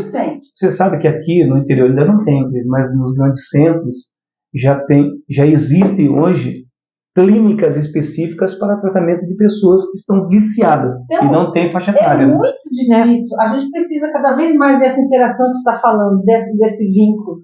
Mas os pais, essa geração mais nova, também estão direto no celular. Então eles dão o celular ao filho. Sim. Para o filho chegar ao pasto. Para outra garota, dá o celular, vou dar o celular para chegar lá no quarto, um adolescente no quarto, outro no quarto, o pai e a mãe no quarto, na sala, também todo mundo vendo o seu celular e conversa, gente, pelo zap. Mas E às vezes acontece muito. Sim. Mas só que é assim, Cris, como reverter isso? Então, nós temos que entender, assim, eu acredito muito em equipe multidisciplinar. Sim. Que aí nós temos que entender que eu preciso das pessoas que consigam com facilidade atrair a atenção desse público, seja jovem, seja ele de meia idade, jovens pais. Então, assim, o que eu preciso entender? Então, eu tenho que ter especialistas de áreas afins, e aí nós vamos criando esse núcleo para poder ajudar esse pessoal. Porque se eu não fizer isso, por si só, é raríssimo quem consegue fazer. Aí eu consegui me livrar, eu consegui sentar com os meus filhos, adolescentes, pré-adolescentes, jovens. A gente não está falando de condição financeira. Não. De mais pobre é mais rico, não é? Infelizmente, até quem tem mais tem uma maior dificuldade ainda. Né? Porque as redes sociais hoje em dia agora, você quer tentar falar alguma coisa sobre esse sentido, da sua área? Não, está tudo tranquilo. Quando você, nesse período de trabalho lá, você percebeu alguma coisa de celular, ou alguma coisa que pode dificultar, alguma coisa assim? A gente orienta muito também, né? As mães que tirem a tela dos seus filhos. Porque muitas das vezes, que nem você acabou de falar, as crianças, eles têm um comportamento, algumas delas têm algum comportamento agressivo, então a mãe, para acalmar, dá o celular. Então a gente bate muito nisso também. Mãe, vai fazendo esse desmame com a tela, vai tirando devagar, não é verdade? Porque é muito importante, a criança precisa focar em algo produtivos, educativos, né? Porque o celular é muito perigoso. É muito perigoso. É muito perigoso. Ele isola, né? Não é verdade? Ele isola, mas ele isola, ele mexe com a autoestima, porque daí os adolescentes, pré-adolescentes, adolescentes jovens, eles ficam muito focados. Não tem seguidor, pedir seguidor. A autoestima está muito ligada a isso. Eu vivo deletando seguidor que não serve para nada. Agora, a maior parte dos adolescentes não importa que eu quero. Não importa. Eles querem ter quantidade. Eu não sei se vocês perceberam, mas eu recebi ontem eu recebi, o Instagram mandou lá onde a gente tem os contatos da gente, ele mandou 8 contas inativas. 8 seguidores meus não tinham mais conta. Não existiam mais. O que você quer fazer? As pessoas estão lá. Deletei tudo. Eu tirei. Entendeu? Eu excluí. Porque 8 contas e hoje eles mandaram mais 3. Eu falei, senhora, mãe. Aí lá excluí mais 3. Porque são pessoas que não existem. Exatamente. E os adolescentes, mas não é todo mundo que tem essa visão. Eu vou lá de vez em quando e falo, por que eu não tenho muita atividade? Porque não é isso que eu quero. Mas eu tenho 63 anos, um garoto, uma garota, eles querem isso que eu vou te falar. Quantidade, né? Tem muito fake. Às vezes eu pego um nome lá, a pessoa tem 3.000 seguidores, não tem nenhuma publicação, ou 2 ou 3, e tem 3.000 seguidores. Vamos excluir. Vamos excluir. Mas a moçada não tem. Então está tudo muito ligado. Maquiagem sempre, eles veem os ídolos, as ídolas. Então é difícil. E aí o Estado de São Paulo tomou essa decisão radical. Aí, Cris, o pessoal começa a criticar, né? A questão política, né? Isso agora. Mas o Estado está interferindo muito na questão da sociedade. Mas a sociedade não toma uma postura que precisa se tomar. E no outro momento, quando o seu filho não aprende, a primeira coisa que, infelizmente, a maioria sabe fazer é criticar, dizendo que o professor não ensinou, a escola, que a não, escola não é boa, que aonde encaminhou só teve problema, que tem muita dificuldade, mas aí nós voltamos à nossa falinha. É mais fácil prevenir do que remediar. O remediar custa caro. Deveria ser mais fácil. Mas vamos pensar assim, ele é mais fácil, é que as pessoas não criam o mecanismo correto. Mas sempre será mais fácil, eu vou prevenir. Eu não posso causar esse problema, porque depois para remediar, meu irmão, isso quando tem remédio. Isso quando tem remédio. A política, vou falar da política agora, a política assistencialista, aquele tipo de política que, olha, faz isso, porque eu dou isso, tal, mas não mostra a saída, ela, ao invés de ajudar, ela prejudica. Porque se você fala assim, se você quer, se a ideia é criar vínculos para a nossa sociedade que está meio perdida nesse aspecto, se você, por exemplo, vou usar a Bolsa Família, por exemplo, são R$600 para a família. A gente ajuda, a sociedade ajuda as pessoas, mas ela não deveria dar, entre o início, se for jovem, se for família jovem, olha, vocês têm um período aí, nós vamos trabalhar para que vocês, família, saiam dos R$600. Você não pode viver com R$600. Vocês têm condição de ter muito mais, de trabalhar, de estudar, fazer CEPOL, fazer não sei o quê. O Fundo Social oferece tantos cursos rápidos de alimentos, gente. Eu quero ver quando ficar mais para frente, mais folgadinho. Fazer, porque mais para o diletantismo, mas os jovens podem fazer uma alternativa de trabalho, gente. Muitas pessoas fizeram lá no Fundo Social, eles têm o seu próprio negócio, Cris. Tem seu próprio negócio. Então, aí você mostra, você assiste, você dá, mas você está, olha, depende de você. Aí se você ajuda, mas o assistido não vê, ele nunca vamos abandonar. Teve só para dar uma fotografia, o Caco vai no ar, né? Aí tinha um rapaz que estava conhecendo todo mundo lá, então o rapaz aparecia lá, uma aba, pedia as coisas e tal, com uma lista com 2 marmitas e tal. Aí todo barbudo, um rapaz moço, escuta, você não vai fazer uma barba, um bom serviço? Vai cuidar da vida e tal, não sei o quê. Não posso cortar barba e limpar roupa, usar roupa limpa, nem tomar banho. Por quê? Porque senão ninguém vai me dar nada. Ele formalizou na mente dele que para que ele possa ganhar alguma coisa, ele tem que ter aquele personagem. Ele vive de um personagem, né? 30 anos, ele vive assim. Às vezes, por que você está com 2 marmitas? Porque se eu não aceitar a marmita, essa marmita a mais, de duas situações, né? Duas pessoas, Sim. 2 entidades. Uma dava 7h30, a outra dava 8 horas da noite. Mas por que você pegou? Você vai jogar fora. Porque se eu não pegar aqui, eu não recebo mais, então eu tenho que pegar aqui também. Sim. Olha. Cris, olha isso, gente. Me permita utilizar a sua fala, que é uma fala assim, que você está falando que a pessoa te comentou sobre isso. O que eu falo para as pessoas, Cris, voltando à questão das inúmeras igrejas que nós temos no Itatinga e a vaidade. Falo, pessoal, nós temos que fazer uma campanha, hashtag Fica a Dica, né? É assim, ó, dê esmola sim, mas no lugar correto. Quantas instituições que nós temos que estão precisando, e aí o pessoal procura a vaidade, acaba utilizando. Não estou criticando a pessoa que está fazendo, tá? A forma que está sendo feita. Eu falo assim, ó, vamos voltar na questão que você falou. Que ele recebia? Uma era na rua, né? Porque parava uma perua, uma condução lá qualquer, ele parava, aí pagava e dava. O outro é de uma igreja, então ele está cadastrado na igreja. E ele tinha que pegar as duas, porque se eu não puder aqui, daí eu perco. Eu disse pro pessoal assim, eu participei lá no Julico, né, no Alexandre Julico, quero mandar um abraço nele aqui, que com certeza está nos assistindo, Cris, tá? E olha para você ver, falei, se as pessoas querem fazer um trabalho social e ganhar pessoas para a sua igreja, eu tenho um SOS, pessoas sedentas e precisando de um grande auxílio assim. Você pode ir lá fazer a sua alimentação, servir a eles e trazer a palavra da sua igreja, seja ela qual for. Com independência do credo, nós temos um lugarzinho específico que você não vai precisar sair no seu carro. Não, você pega os carros que você estiver na sua instituição, vai até o SOS, nós vamos receber você de braços abertos, com muito amor e carinho, e você vai ter pessoas para poder te ouvir. E aí você está fazendo assistência, e aí eu preciso só fazer uma observação. Toda vez, Cris, olha o que nós estamos colocando na nossa mente. Você pega o seu aparelho celular que deu problema, você leva na assistência técnica para deixar ou para tirar de lá bom? Tá bom? Então você vai lá novamente, com o tempo determinado, volta e fala, puxa vida, olha, eu fiz uma assistência, então ele está bom.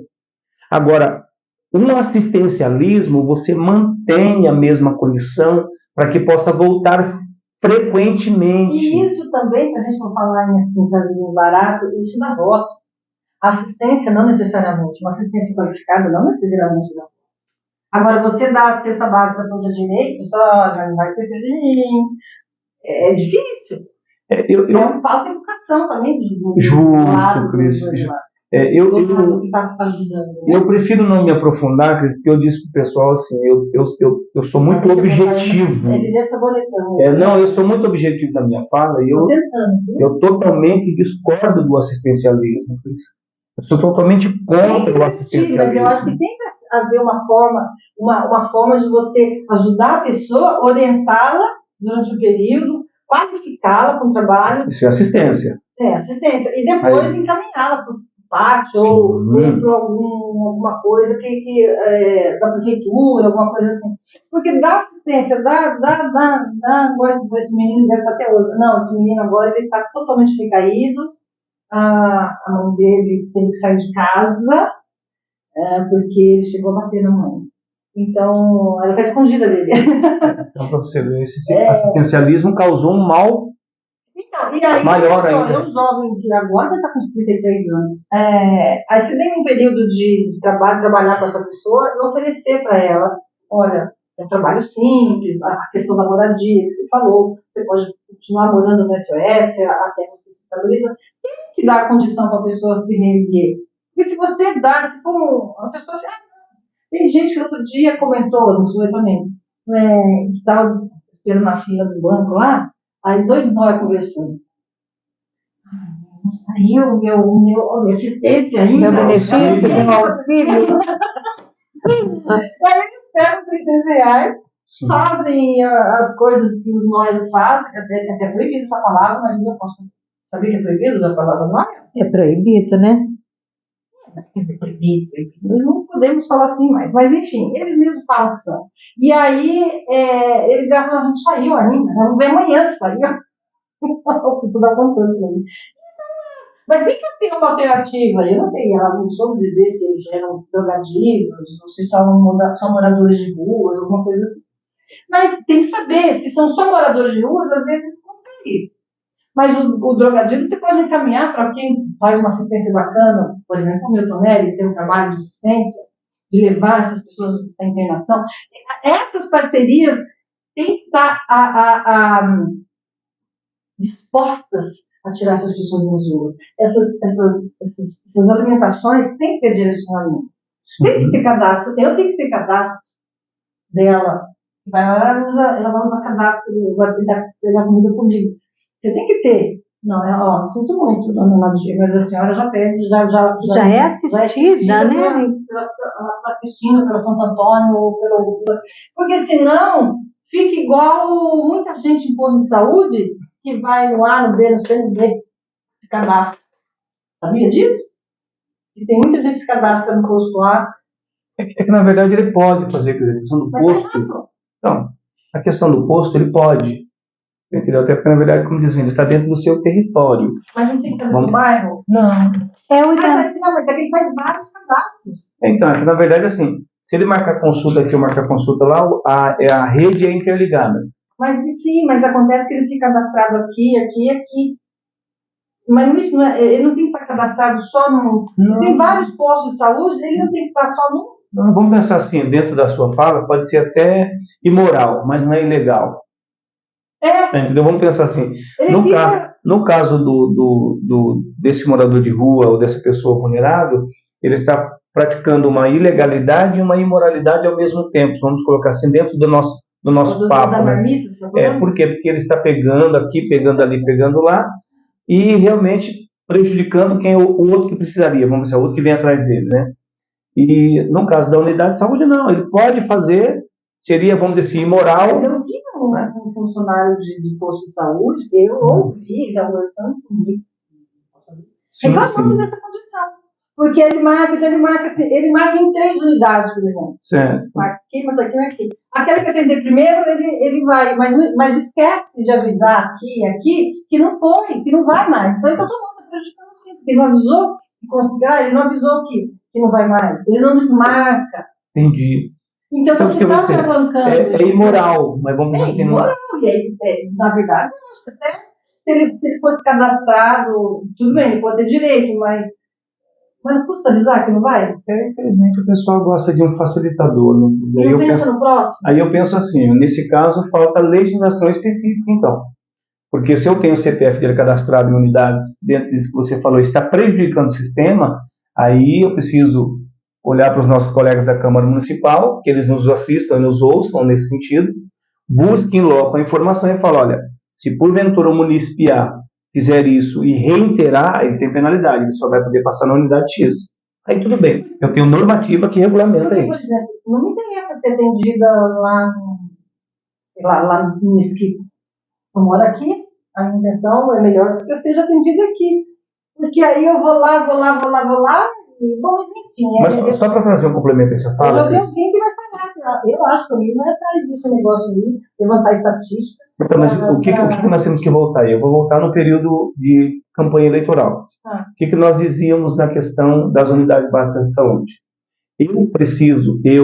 Município, então eu preciso dar maior visibilidade àquela comunidade dos serviços prestados. Eu preciso buscar esta demanda para saber assim, qual a demanda reprimida que eu tenho de áreas X. Aí é claro que isso vai demandar muito a Secretaria da Saúde para que possa fazer as observações pertinentes e encaminhar o profissional que possa corresponder para enxugar aquela demanda. E aí é claro que não seria viável que eu saia do meu território para ser atendido num território que não tem nada a ver comigo. Seria viável que eu saísse do meu território para ser atendida no seu território que está sendo corrigido essa demanda reprimida. Porque se eu saio aqui do centro e vou lá na Varginha, por exemplo... Sim. E aí, o que está resolvendo? Então, mas aí, Cris, com essa avaliação e essa varredura natural, né, eu consigo coibir esse tipo de coisa. Falar, não, Cris, ó, Ah, mas é que a Nadir trabalha lá, é que eu conheço o pastor. Eu falo, não, você vai continuar porque o serviço é o mesmo. Pronto. Aí eu tenho notoriedade desses serviços. Aí é uma coisa legal. Aí eu posso criar, assim, mecanismo. Não pode. Não é só imoral agora é ilegal. E a ilegalidade tem que ter punibilidade. Falando nisso, a hora que vocês tiverem que vocês me avisam, porque falando nisso de política, você já foi candidato uma vez e teve quase 300 votos, você teve, nessa eleição também teve quase 300 votos, ambos os dois serão candidatos, ou pelo menos você, eu acho que funciona em frente, seguir em frente. Você diz aqui 4 anos? Ou 2. Então, Cris, eu sou da opinião assim, ó, quem sai na chuva vai se molhar. Então eu penso assim, Cris, eu comentava esses tempos atrás em casa, eu nunca me posicionei, Cris, como um político partidário. As pessoas me viam sempre como um político partidário, tá? Que a minha esposa não me deixa mentir. Não, você tem jeito, você tem filho. Eu falei, pessoal, eu gosto muito de me aprofundar em obter conhecimento, mas eu nunca me posicionei como alguém político partidário. Por quê? Saí candidato dessa vez, por quê? Para mostrar para o pessoal, ó, eu vou dar para você alguns índices. As pessoas, elas têm uma visão diferente de um perfil político. Nós vimos isso nas eleições agora. Muitas pessoas disseram para mim assim, nossa, pastor, mas o senhor conhece tanta gente, né? E retomo um pouquinho da nossa entrevista aqui, que eu falava para você que igreja não elege. Você falou assim, colou, eu falei, não pegou ainda no interior, lembra? Você vê que se consolidou agora, tranquilamente. Né? Então nós temos alguns dados que nós conseguimos fazer algumas avaliações, Cris, né? Tranquilo. Por que eu falo para o pessoal isso? Quando nós estamos na execução, muitas das vezes você fica só nos bastidores, você dá suporte para políticos profissionais. Sim. Então você dá suporte. Você executa aqui e o político profissional, ele se sai bem lá, porque você leva o nome dele. Foi algo que eu sempre fiz durante todo esse período do meu trabalho até público. Quando você se lança candidato, as pessoas não te veem como um político que possa realmente representá-lo, porque você sempre executou, você sempre levou o nome de alguém. Como esse alguém continuou no cenário, como é que você vai agora fazer o contrário disso? Dá um exemplo mais claro. Eu sempre fiz um trabalho e enalteci o nome da Nadir. Vamos pensar que a Nadir seja política profissional. Agora, você me vê como alguém que posso até ser alguém que vai concorrer com ela. Como é que eu vou desqualificar tudo aquilo que eu fiz enaltecendo o nome da Nadir sempre? Toda a minha ação aqui era um pedido da Nadir. Toda a sua ação lá no lugar X era o nome da Nadir. Como é que você muda isso? Então isso leva tempo. Então eu digo para o pessoal assim, ó, eu comecei a construir a minha carreira política esse ano. Eu me preparei durante 25 anos, eu investi em conhecimento técnico, e aí eu me lancei agora para que nós pudéssemos sentir a pressão. As pessoas falaram, nossa, 286 votos. Falei, pessoal, não fugiu daquilo que nós tínhamos como expectativa. A expectativa era isso. Você entendeu? Não, você entendeu? Não fugiu. Algumas pessoas ficaram decepcionadas, colegas, né? Eu agradeço até. Você imaginava que você ia? Eu falei, não. A visão de político profissional é uma. A visão de quem está sentindo o termômetro é outra. Mas agora as pessoas podem me ver como um político. Porque eu terei posicionamentos, vou correr atrás, vou me posicionar e vou, de fato, fazer alianças, porque é isso que o político faz. Faz boas alianças para que no futuro, no momento oportuno, as coisas possam acontecer como realmente precisa.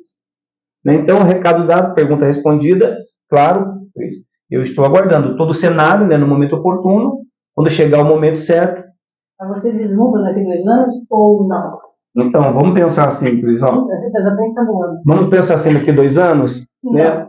O que será nos oferecido, né, nesse sentido? Porque aí você sabe, né, nós temos que ter uma estrutura para essa finalidade. Vamos pensar na que nós saímos agora, cada um dentro do seu particular. Quando nós falamos de uma eleição municipal, nós temos um cenário, nós temos uma estrutura local, nós temos apoios ou não, né, mas você está em casa. Quando eu falo de uma eleição estadual, que a visão é totalmente diferente, aí nós temos que ter a visão do federal, uma visão do estadual, né, todo um conjunto probatório de elementos que possam nos auxiliar, né? Para os presidentes de partido, eis-me aqui. Né? E você, Cris? Não seria entrevistada, mas a pergunta está no ar. Eu estou curando os feridos, né? Curando os feridos. Mas sempre serei política. Sempre. Eu não sei se fosse hoje, a minha resposta seria não. Para estar à frente. Hoje eu gostaria, se fosse hoje, eu gostaria de ajudar. Hoje eu gostaria de fazer parte do bastidor, por exemplo, dele, ou de outro candidato, porque eu fiz isso também esse ano, ajudei, fiz bastante coisa e amei isso também. E o bom de trabalhar no bastidor é que a gente está trabalhando, por exemplo, não só para a gente, mas a gente está trabalhando para alguém que gosta do filho. Exatamente. Isso é importante, entendeu? Saber o que a gente é capaz de fazer. Mas essas eleições, eu queria que você explicasse para mim, que a gente não teve essa condição ainda, como você viu essa eleição, principalmente que nos atingiu, de vereadores? Porque a expectativa era uma para mim também, era 300, né? Ponto de tudo que eu trabalhei. E você conseguiu dentro do que você tinha condição. O que você achou o que dificultou para você chegar nos 300 ou nos 400? A maioria das pessoas, porque foi uma leva de candidatos que teve poucos votos, gente graúda também. Então não foi a Cris, ou não foi eu, não foi ele. Não. Foi assim uma avalanche, né, de poucos votos, né? E vamos rebobinar, Cris? Vamos rebobinar, sim. Quando eu estive aqui com você, eu mencionei assim, Cris, nós teremos uma eleição totalmente diferenciada daquelas eleições que as pessoas estavam acostumadas. Mas por quê? Porque nós temos uma visão hoje do eleitor. Então vamos pensar assim, não é o candidato que mudou, o eleitor mudou. Infelizmente, alguns abdicaram. Você viu que nós tivemos um índice relevante de pessoas que não foram às urnas, ou que abriram mão do seu direito, chegando na urna, vou anular, vou votar em branco. Tivemos um alto índice. Claro que nós precisamos dar essa honra aos péssimos políticos, que todas as vezes que eles fazem coisa que denigre o cenário político no geral, acaba atingindo nós aqui embaixo. Diretamente. Então, fica essa observação. Infelizmente, Cris, as pessoas que utilizavam o mecanismo do assistencialismo, eles entraram com força. Você pode observar que o que as estatísticas e os especialistas políticos diziam nós tivemos isso aí, com as pessoas que nos deram alguns auxílios do nosso partido, do PSD.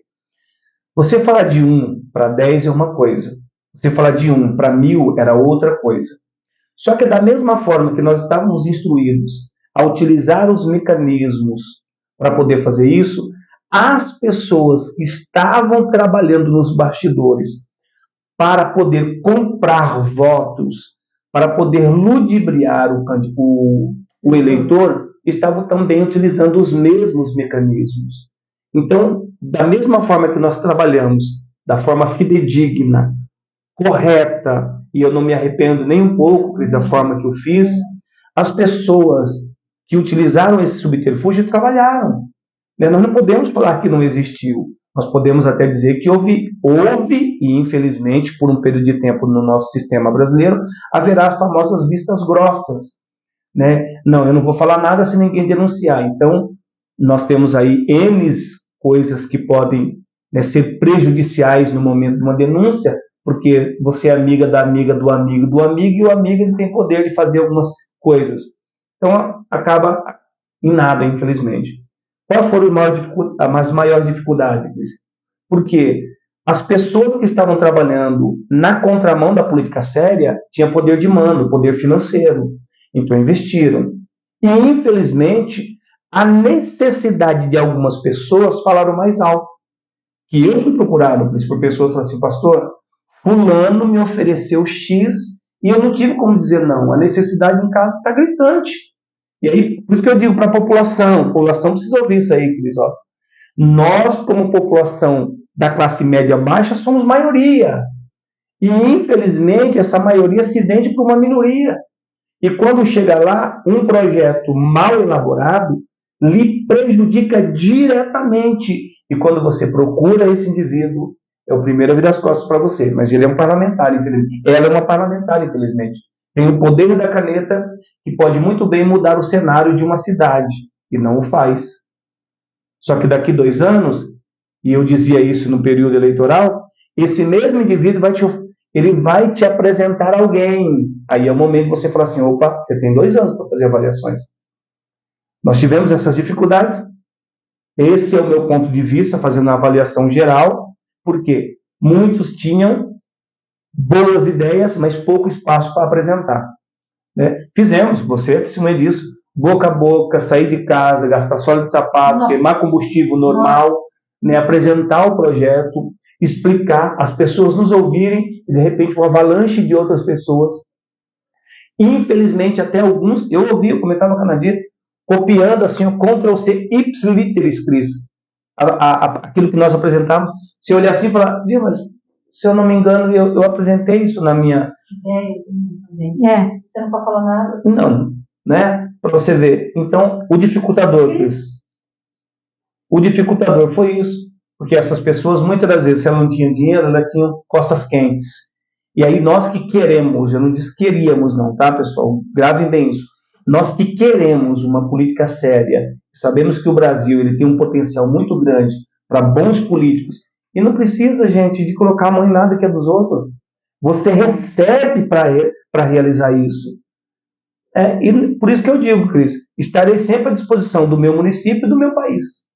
Não posso abdicar disso agora. Acho que um bom soldado, quando sai para a guerra, ele precisa sair preparado. Não foge. Né? O filho... Verás que o filho teu não foge à luta. Verás que o filho teu não foge à luta. Isso aí. A filha sua não foge à luta. Não fugiu. Então, eu acho que a consciência está na hora. Não, isso foi uma fala muito forte. Então, significa que você não foge. Não fuge à luta. Mas só que tem várias maneiras de passando o que eu passei, sentindo na carne, tudo que você está dizendo, o sistema, vendo acontecer, tem várias formas de lutar. Política, tem várias formas. E a política é uma paixão. Uma hora que eu sempre gostei, então não tem por que não seguir adiante. Tem que seguir. Cris, eu vou fazer uma observação que eu julgo. E acho que todo mundo que gosta de política tem que seguir. A política boa, quem quer fazer a diferença, quem quer colaborar, quem quer mudar a filosofia de fazer, eu chamo de boa política. A gente tem que fazer boa política. Sim. E para isso nós temos que começar a observar e ver bons pensadores, Cris. Eu digo para todas as pessoas, tudo começa com uma boa ideia. Essa ideia precisa ser trabalhada, lapidada. Menos vaidade. Sim, a vaidade, Cris, ela tem... Vamos pensar assim, ela tem que ser o mínimo do mínimo possível. E aí nós precisamos aprender a dialogar, a conversar, a colocar o ponto de vista e depois falar assim, puxa, eu não tinha visto por esse lado, Cris.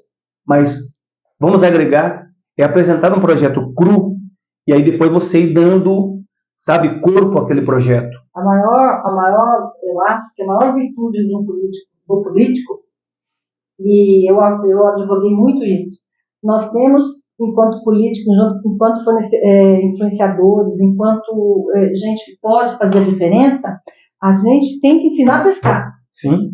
Porque um dia eu fui no bairro, e eu quero voltar nesse bairro, a pessoa falou assim, nós vamos conversar com o prefeito. Eu perguntei, mas você vai conversar com o prefeito? O que você vai levar para conversar com ele? Eu vou levar minha demanda. Que demanda? Aí ela falou assim, tem isso, mas então está errado. Seu princípio está errado. Você tem que levar. Eu falei, quantas pessoas elas querem um posto de saúde? Quantos idosos tem no bar? Quantas crianças tem no bar?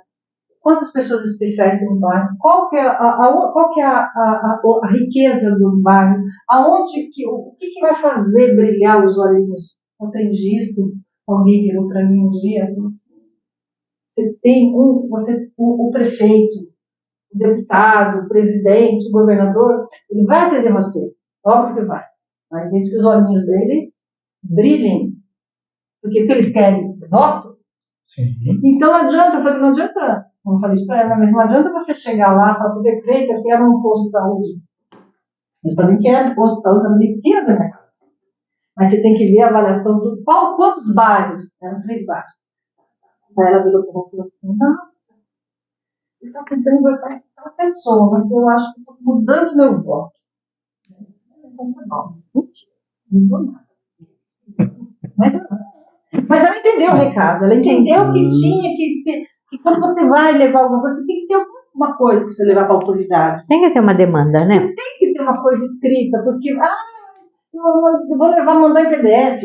Pode mandar, mas tem que levar não. O cara tem que, nossa, esse bar tem isso de indústria? Esse bar tem quantos empregados? Ela também queria um ônibus. Você tem que levar. E pautado em quê, né, Cris? Você tem que pensar em quê? Porque eu observo que mesmo se você observar, para um vereador solicitar a troca de uma lâmpada, ele tem que estar com um requerimento, né? Sim. Senão ele não vai virar e falar assim, vai lá e troca lá na casa da Cris. Por quê? Porque eu tô pedindo. Estou mandando, sei lá. O endereço é esse. Não é assim que funciona. Uhum. A gente não é assim, às vezes. A gente tem um protocolo certinho, protocolo, né? E tal, tudo. E eu acho que é assim que a gente fazer. Manda que tá aqui, eu vou levar você lá no posto de saúde e tal. Assim. Fazer igual todo mundo faz. Arruma aí um patrocinador que ele compra 1.000 cestas básicas e já tá. Sim. Já é vereador. Mas eu falo pro pessoal, eu sou muito esperançoso. Em todos os sentidos, em todos os segmentos. Né, gente? Tá falando, sim. É só para o pessoal entender como é que funciona um pouco nesse cenário, isso né? acontecia muito na feira, por exemplo, o pessoal falava assim, olha aqui, né, nisso, pense em mim, se você não tiver alguém para vista, olha. Eu tenho meu Pix. Brincando. Vários falavam assim, olha, o que eu vou ganhar se eu votar em você? Você vai ganhar trabalho, vai fazer trabalho, mas só isso. Tudo brincando, Nadir, tudo brincando. Com esse fundo de verdade. Mas se você falar qualquer coisa, as pessoas falavam assim, na rua, onde que eu vou, eu quero trabalhar, onde que eu sou comitê, eu quero trabalhar para você, eu falei, vai lá no comitê, não é comigo, vai lá e se oferece lá no comitê, aí dá o endereço para a pessoa ir lá. Mas é assim, essa mentalidade a gente tem que começar a mudar. Sim, mas essa divulgação... E é o exemplo que cuida. O exemplo muda. Para mudar a sociedade, mudar a família, trazer tudo isso, é o exemplo. A pessoa tem que acreditar. Teve gente que não votou em mim porque era por conta do nosso partido. Que ridículo isso. Direito que a pessoa tem. Claro. Outra fala, não vou votar em você porque tal fulano me ajudou com a minha mãe no hospital. Eu vou falar, putz, tá errado? Pode não estar certo, mas não está errado. Ele sabe onde dói o calo. A mãe dele, a mãe da pessoa, estava precisando, foi atrás de foi atrás de um candidato. E aí, acho que ele foi eleito, inclusive. E aí a pessoa ajudou, eu votaria em você. Mas eu vou votar nele porque ele ajudou a minha família. Gratidão, né? Exato. Sim. É gratidão. Eu sei isso, mas eu nunca votei voto, assim, eu acho que, sei lá, eu não sei como, não tem que ser, tem que ser a exceção, porque o vereador mas não é, Cris, tem que ter isso de ajudar, tem que ajudar, mas tem que ser a exceção, não ficar plantado no hospital. Mas eu vou falar para você. Não estou julgando assim, mas aí, qual o projeto que essa pessoa tem? Meu projeto fica plantado lá, ou plantada lá no Google, para mim, se ele voltar a ser vereador, ou vereador. Entendeu? Mas é que, na verdade, é assim, né? Quer dizer, a gente está aprendendo as malícias. Esse moço ele não é vereador, ele era candidato. E aí ele conseguiu o voto dela. Entrou agora. Mas eu digo assim, quer dizer, que, na verdade, são coisas que nós vamos aprendendo. E nós vamos voltar naquela questão de, se não é ilegal, nós vamos aprendendo a fazer. E no outro momento, nós vamos entendendo, né, como mexer as peças no tabuleiro. A única coisa que eu digo às pessoas que querem fazer as coisas corretas, não tenha pressa. Que é para aprender coisa boa, Você não aprende de um dia para a noite. E para fazer coisa boa. E para fazer as coisas boas demora um tempo maior, porque quando eu falo em cenário político, eu preciso de parceiros. Ainda mais política, né? Eu preciso de parceiros. Não se faz política sozinho. Então, a dica, Cris, é essa, como você mencionou, né? Eu deixo a vaidade. Eu quero sair, mas eu querer estar preparado são duas coisas diferentes. Então, existe ali um lapso temporal. Eu quero, mas não estou preparado. É a Cris que está preparada. Cris, conta com o meu apoio. Nós vamos junto. Então, nós começamos a trabalhar isso hoje. Eu comentava com um amigo meu, no dia 6 de outubro foi as eleições. No dia 7, eu voltei para o trabalho. Falei, no dia 8, eu já estava fazendo contatos. Falei, assim funciona a política. Quem quer trabalhar, né, claro, né, alguns, Cris, não conte comigo, você liga, não atende mais, Cris. Você manda o WhatsApp, nem a foto aparece. Mas eu tenho certeza que, assim, ó, nós não podemos criar vínculo de dependência com pessoas descompromissadas. Então, o que nós fazemos? Aguardamos para não. Nós continuamos sendo daqui. Nós estamos aqui. Nós continuamos trabalhando. Né? E o político profissional tem que entender que ele precisa, ela precisa desse povo. Né? E aí nós vamos rompendo. Então, nós precisamos aprender a criar vínculos. Cria vínculo aqui, fechou. Cria vínculo ali, fechou. Quando chegar alguém com as falas contraditórias, fala, então, eu estou com Damasceno. Eu estou com Damasceno. Viu? Eu preciso ver com Damasceno. Esse nome começa a criar corpo, aí o político profissional fala assim, eu preciso ligar para o Damasceno. Você entendeu? Nós vamos aprendendo a mexer no tabuleiro. Quando nós aprendemos a mexer, aí existe uma esperança que nós podemos vencer o jogo. Ó, para você ver, ó, que isso vai tempo. E o bom de chegar e vencer sendo a gente mesmo é que você não fica com o rabo preso com ninguém. Sim. Nós temos a dívida de gratidão. Você tem a dívida de gratidão, você tem a parceria, mas você não tem, por exemplo, você não fez uma coisa ilegal. Você não fez algo que possa te desabonar em algum momento, moralmente, não estou nem falando legalmente, né? Você não fez alguma coisa que você se sente, ai meu Deus, eu fiz o que eu tive que fazer para poder ganhar a eleição. Você não vai se sentir bem. Ninguém sabe, mas você sabe. Agora, se você faz as parcerias, se você faz as coisas, é mais fácil, né? Quer dizer, não é que é mais fácil, é mais difícil, mas ao mesmo tempo é mais leve. Sim, mais tranquilo. Mais tranquilo. Você não, porque quando você fala a verdade, Renati, você não tergiversa. Porque a verdade é uma coisa só. Vai passar anos e anos. Ela vai continuar sendo verdade. Que cor que é essa caneca? Você vai dizer que ela sempre vai ser. Tem azul, tem preto, tem vermelho e tem branco. Porque é o fato. Uhum. Você, eu acho que não. Se você não diz a verdade, ou diz meia verdade, você vai esquecer. Você vai se enrolar, né? Vai se enrolar. Vai se enrolar. E como é que... Tudo certo? Certíssimo. Mas eu acho a gente... Ainda é muito cedo, né? Eu vejo os políticos profissionais, nós não somos profissionais, mas nós somos políticos. Os políticos... Está todo mundo assim, sossegadinho. Mas, ao mesmo tempo, eu sei que está todo mundo nos bastidores. Nós vamos... Eu também estou nos bastidores. Sim. Estou observando as coisas e tal. E é isso aí, a gente tem que... Estamos indo embora, gente? Eu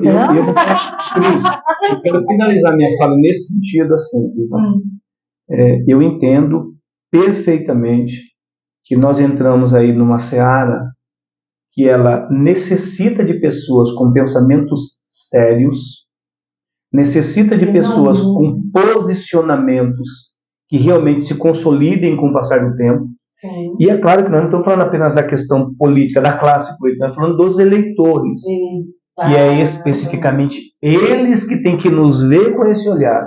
Para quando chegar os outros, falar assim, não, eu já estou decidido, eu já sei o que eu quero, eu tenho uma plataforma, mas para isso nós precisamos nos unir e fazer a avaliação. Quem é realmente a pessoa preparada? Porque assim, Cris, esse meio de comunicação é importante, ele chega longe.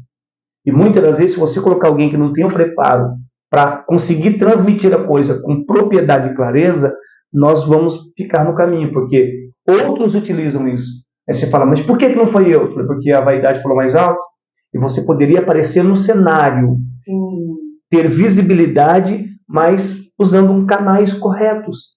eu não preciso ser, mas eu preciso estar. Exatamente. Essa aqui acho que é a dica da vez, né? É isso aí. Eu posso estar. Você vai ajudar o maridão, né? Com certeza. E a equipe que ele vai formar. E a gente está sempre junto, né, Cris? Sempre Nós juntos. caminhamos juntos e estamos aí. O meu marido sofreu muito também. Meu marido conhece tanta gente, e tudo isso que você falou faz sentido. Há 50 anos, meu marido é uma pessoa reta, honestíssima, é um cabo eleitoral de primeiro. Mas a comunicação é importante também, né? Então, a gente tem que ter autocrítica. Nossa, o cara chorou junto comigo. Nossa. E imagine ele, que nunca tinha sido cabo eleitoral. Mas tanta gente falou que ia votar em você, todos os meus amigos, a maioria dos meus amigos, porque eu conheço vocês, quem está com você é gente boa. E sou mesmo. Mas eu pensei, aí o cara falou assim, nossa, muita gente. Mas ele se sentiu muito, né? Então, é como ser conhecida não significa grande coisa. Tem que ter tudo isso que você falou. O ser político, né, quer dizer, você se forjando, é uma forma específica, né? Ela é específica para político. Não dá para você utilizar lá no serviço que você faz voluntário, não, é uma forma específica para forjar o político. As pessoas olhar e falar, tem feeling ali. Eu vou falar uma coisa para você. Eu estou curando as feridas, mas o aprendizado que eu tive... Vale muito a pena, né? Vale 4, 5 anos de faculdade de coisa. É outra pessoa. Sim. Outra pessoa. Muito conhecimento, né, Cris? Nossa, muito conhecimento. Vamos nos despedir? Vamos. Quantas horas nós ficamos aqui no Gente, não sei, não. Agora são 16h30. 1h30 só, dava ainda para ficar mais tempo, mas tudo bem, foi muito bom, né, conversar. Produtivo, né? Eu gostei. Sabe o que eu estava pensando aqui? Nos cortes. Nossa, fala vai ser bacana. Pelo menos uns 2 ou 3 cortes. E aí, então, quer se despedir? Quer falar mais alguma coisa do seu trabalho? Não, eu acho que nós falamos, né? Já falamos bastante da inclusão, nós estamos lá, é um departamento muito importante, fica lá na Darcy Vieira, o município está de parabéns. E Darcy Vieira, que número? O número de lá, deixa que eu marquei aqui, é 1688. Darcy Vieira lá embaixo? Isso. Mas aqui embaixo, no começo. Lá no começo. José Vieira, começou a Darcy Vieira. No sentido da Nova Catinga. Isso, então, exatamente. 168. 1688. 1688. No final dela já. Não, comecei.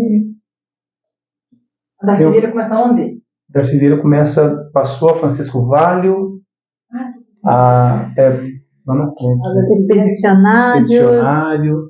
E aí por diante. Isso, bem comecinho. Daí nós estamos lá, tá? 1688. Que horas que você trabalha? Eu trabalho das 12 às 18. Horário muito bom mesmo. Que beleza. E daí, quantas pessoas formam lá? Quem que é, não sei se é você, quem que é o responsável, a pessoa responsável? Nós temos lá a coordenadora Renata, tá? A coordenadora geral do departamento. Temos a Fabiana, que é a coordenadora da sala do AE, e temos lá os multiprofissionais. A TO, psicóloga, psicopedagoga, físio. Quantas ciências sociais? Só uma? Somos em 2. Eu e a minha amiga Neuza, que tem me ensinado muito. Então, quantos? 10? Já perdi as contas. Comecei a contar. 10. Nós estamos, eu acho, em 14. Porque nós temos também os estagiários, que nos ajudam bastante. Os estagiários em psicologia são incríveis também. Beleza. Então, e você quer se despedir, político? Bom, eu quero agradecer, em primeiro lugar, Cris, você pelo espaço cedido, porque isso também nos enriquece bastante. Esse espaço cedido a nós, aí onde as pessoas que te acompanham estarão nos vendo, e nós podemos proporcionar para todos um pouquinho dessa fala. Eu quero deixar aqui um recado importante para todas as pessoas da nossa cidade. Quando tiver, eu sei que as críticas surgem, mas assim, Antes de criticar o SOS, vai lá dar uma olhadinha. Nós estamos lá na coordenação do SOS. O SOS precisa bastante do apoio de vocês. Então, conte conosco, nós estamos lá fazendo um trabalho hoje com as pessoas que estão aqui na nossa cidade, que precisam muito, familiar que precisa. Tá? Nós estamos aí findando agora, né, um período aí, o ano, né, está se findando.